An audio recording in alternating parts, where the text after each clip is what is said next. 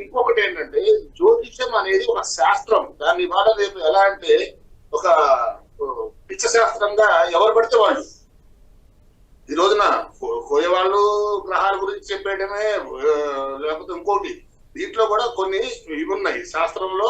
ఈ అధ్యయనం చేసిన వాళ్ళు మరి ఇప్పుడు ఎంఏ అస్ట్రాలజీ ఉంది తెలుగు యూనివర్సిటీలో, అలాగే పిహెచ్డి ఉంది.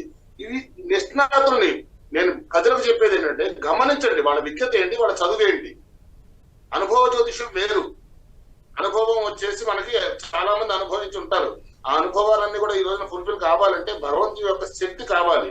అది విశ్వం నుంచి మనం ఆ భగవంతుడు ఏ భగవదారాధన చేస్తామో ఆ భగవంతు ఉపాసకులకు మాత్రమే సాధ్యం అవుతుంది తప్ప సామాన్య మానవులు దర్శనం చేసుకుని ఆ భగవంతుని మనసా వాచ కర్మణ కనుక ధ్యానిస్తే తప్పకుండా వాళ్ళకు కూడా ఫలితం కలుగుతుంది అక్కడ ఉన్న అర్చక స్వాముల ద్వారా.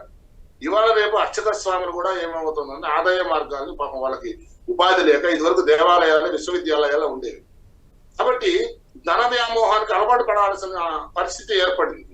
ధనాన్ని మనం ధర్మబద్ధంగా సంపాదిస్తేనే మన దగ్గర నిలబడుతుంది తప్ప, అందుకనే ఇచ్ఛాశక్తి జ్ఞానశక్తి నా జ్ఞానాన్ని సముపార్జన చేసుకుని జ్ఞానంతో మనుషుల్లో ఉన్న అజ్ఞానాన్ని తొలగించడానికే ఒక మనం శాస్త్రాన్ని అనేది అధ్యయనం చేసుకోవడానికి. ఈ రోజున మేము వేద పాఠశాలలో కూడా ఏంటంటే జ్యోతిషము, వ్యాకరణ, మీమాంస, తర్కము ఇవన్నీ కూడా సంస్కృత పరిజ్ఞానము ఇవన్నీ కూడా మేము వాళ్ళకి నేర్పుతున్నాము.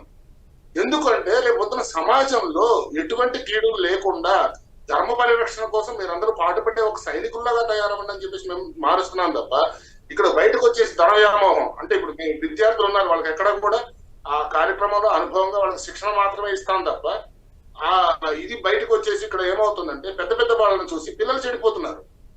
తల్లిదండ్రులను చూసి ఈ రోజున కుటుంబ వ్యవస్థలో కూడా తల్లిదండ్రులను కూడా వాళ్ళు